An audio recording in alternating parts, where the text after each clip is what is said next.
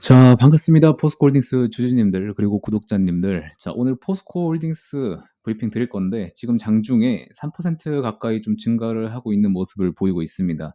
제가 항상 말씀드렸던 이 121선 중기 이평선도 잘 지지해서 올라타주고 있는 모습을 보이고 있는데, 오늘은 포스코홀딩스의 추가적인 업사이드, 추가적인 모멘텀이 어떤 것들이 있나 여러분들께 브리핑 드릴 예정이니까 오늘도 구독과 좋아요 한 번씩만 눌러주시고 영상 집중해 주시면 감사드리겠습니다. 자, 오늘도 자료를 좀 만들어 왔어요. 자, 같이 보면서 얘기를 드릴 건데, 자, 포스코홀딩스 지금 시점에서 왜 좋냐? 자, 지금 중국 부양책 여러분들도 다 알고 계시죠? 중국 부양책 때문에 철강 내수 활성화가 되고 있습니다. 자, 철강 내수가 중국에서 활성화가 된다고 하는 거는 중국에 있는 철강이 수출이 통제당하는 거랑 똑같아요. 중국 철강이 부동산 내수로 들어가기 때문에 수출적으로 어느 정도 통제가 들어간다는 거랑 똑같습니다. 그래서 철강에 대한 업황 개선이 됐다고 여러분들이 보시면 될 것 같고, 그리고 전체적으로 지금 2차전지 전기차 섹터의 업황이 굉장히 개선이 많이 됐죠. 이 부분도 여러분들이 포인트로 가져가시면 될 것 같습니다. 자, 그래서 철강제 원재료 같은 경우에도 철광석이죠. 철광석 자체도 원가율이 계속해서 감소하고 있습니다. 자, 그래서 철강에 대한 제품 가격도 감소를 하고 있지만 원가율이 더 하락을 하기 때문에 이 갭 차이로 인해서 지금 밀마진이 개선이 되고 있다고 말씀을 드리고 있어요. 자, 그래서 철강제에 대한 가격 하락에 대해서 여러분들이 걱정은 크게 안 하셔도 된다라고 좀 말씀을 드리겠습니다. 자, 그리고 추가적으로 포스코홀딩스 자회사 같은 경우에도 실적들이 좀 굉장히 긍정적으로 나와주고 있습니다. 자, 2분기에 포스코 인터내셔널 같은 경우에도 영업이익 예상치가 2,400억 정도였는데 3,400억까지 상회를 해주면서 자회사 자체도 지금 업황은 괜찮다고 지금 보고 있는 상황이고요.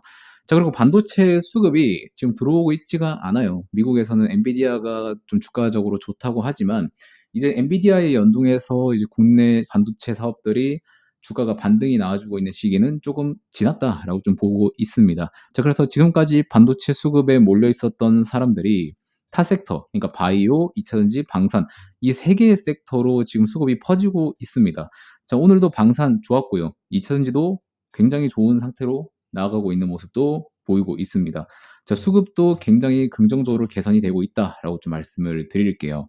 자, 그러면은 우리가 철강과 리튬 두 가지를 나눠서 봤을 때 추가적으로 상승할 수 있는 업사이드가 뭐가 있는지 우리가 알고 있어야겠죠. 자, 일단 철강부터 좀 살펴보게 되면, 자, 중국 경기 부양책이 일어나면서 국경절에 주택 판매량이 크게 증가를 했습니다. 자, 밑에 보시면은 다칭시에 156채가 거래가 됐는데 2023년 대비해서 254%나 증가한 거래 횟수라고 해요. 자, 그리고 베이징시에서는 신규 주택 방문 수가 92%가 늘었습니다. 그러니까 신규 주택을 구매하겠다고 부동산에 방문한 횟수가 92%가 늘었다는 겁니다. 자, 그리고 지준율 인하뿐만 아니라 대출금리도 인하가 됐습니다. 주택담보대출 대출금리도 인하가 됐기 때문에 추가적인 부동산 활성화를 기대할 수 있고, 그리고 지역별로 부동산 규제가 다 있어요. 근데 이것도 규제가 완화가 되고 있다고 합니다. 자, 그래서 추가적인 업사이드 분명 있다고 말씀을 드리고 있는 거고요.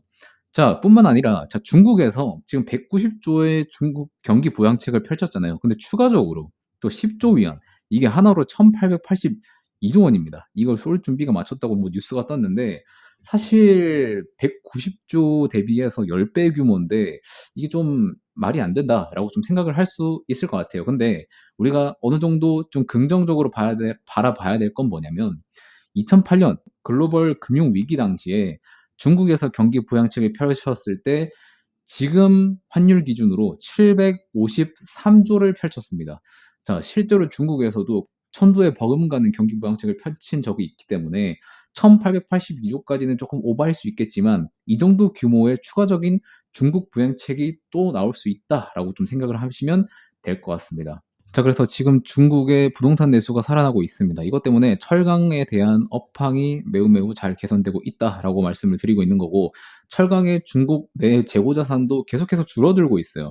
그렇게 되면은 중국에서도 만약에 이제 철강을 다 쓰고 추가적인 생산이 어려울 때는 외부에서 수입을 받을 수 있다. 이런 것들도 여러분들이 좀 참고를 해보시면은 좋을 것 같습니다. 자, 그러면은 좀 리튬 쪽에서는 좀 어떠냐? 이런 얘기가 있어요. 리튬 공급망에 대한 판을 흔든다고 하는데 어디가 흔드냐면 세계 2위 리오틴토라는 그룹이 있어요. 여기가 이제 세계 2위 광산업체입니다. 광산업체. 그래서 여기에 있던 원자재를 가지고 이제 리튬 만드는 회사가 따로 존재하게 되는 건데, 자, 아카디움이라는 기업이 이 리튬을 생산하는 기업이에요. 근데 리오틴토가 아카디움을 인수하겠다고 얘기를 하고 있습니다. 자, 어느 정도의 인수 금액을 밝히진 않았지만 로이터 통신에 따르면은 거의 하나로 한 5조 4천억에서 8조 1천억 규모라고 얘기를 하고 있습니다. 근데 아카디움 시가총액이 33억 1천만 달러예요. 하나로 치면은 4조 5천억 원이에요. 그러면은 자, 시가총액보다 더 웃돈을 줘서 인수를 하겠다는 거죠. 자, 생각을 해봅시다. 왜 지금 광산업체가 리튬 생산 업체를 인수를 할까라고 생각을 해보면,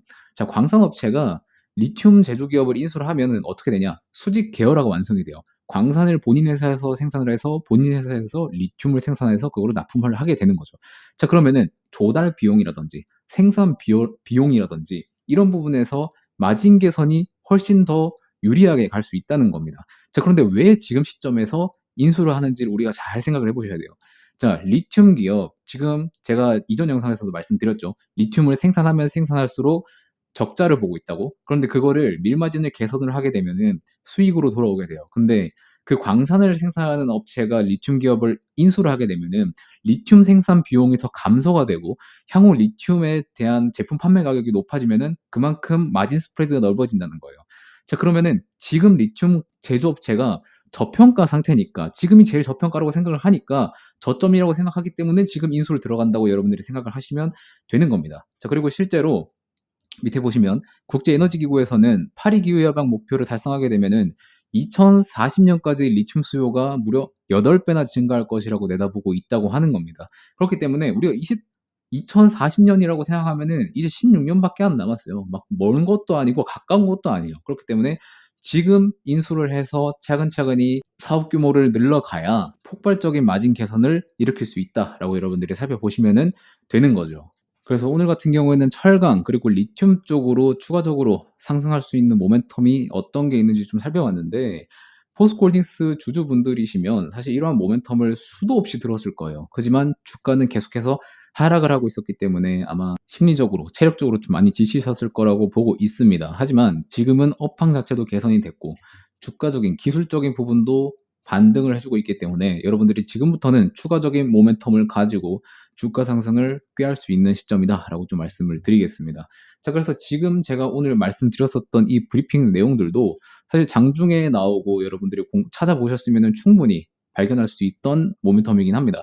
하지만 이러한 이슈들을 어떻게 해석하냐에 따라서 여러분들이 추가 매수할지 아니면 나는 여기까지다 하면서 매도를 할지를 결정할 수 있는 거예요. 그렇기 때문에 여러분들이 저희 머니코드 채널도 구독해서 이 뉴스를 어떻게 해석하는지 살펴보는 거라고 저는 생각을 하는데, 사실 이러한 내용들은 장중에 나와서 실시간 브리핑을 받는 게 훨씬 여러분들이 매도하기에 결정하기 쉬우실 겁니다. 왜냐면 이러한 내용들이 나오게 되면 장중에 반응하는 경우가 대다수입니다. 그렇기 때문에 포스코홀딩스 정보 공유방을 하나 만들었습니다. 텔레그램으로 진행될 예정인데, 지금 이 영상을 보시는 여러분들은 포스코홀딩스 이미 마스터일 겁니다. 모든 내용을 알고 있고 모든 실적을 알고 있고 모든 사업 내용을 다 알고 있을 거예요. 그렇기 때문에 추가적으로 여러분들한테 브리핑 드릴 내용은, 신선한 거는 이제부터 나오는 이슈들이에요. 근데 나오는 이슈들을 어떻게 해석하냐에 따라서 여러분들이 매수 매도 결정이 달라진다는 겁니다. 2차전지에 지금 물이 다시 들어오고 있습니다. 포스코홀딩스뿐만 아니라 LG엔솔이라던가 삼성 SDI라던가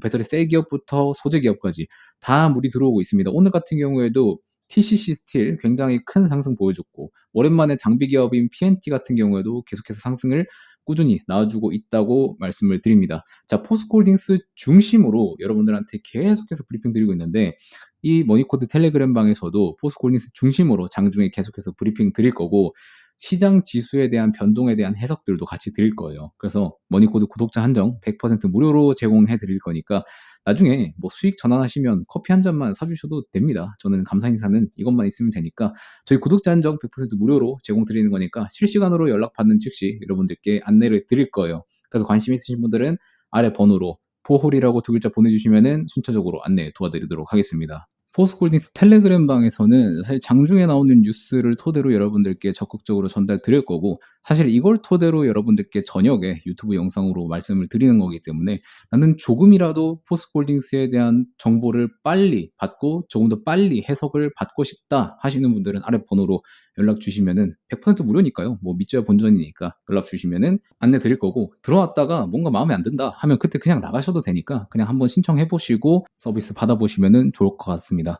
저 오늘 영상은 내용은 여기까지 브리핑 마무리할 거고요. 여러분들께 또 좋은 정보들 가져와서 말씀드릴 수 있도록 노력할 거니까 구독과 좋아요 마지막으로 한 번씩만 눌러 주시고 저는 다음 영상에서 또 만나 뵙도록 하겠습니다. 고맙습니다.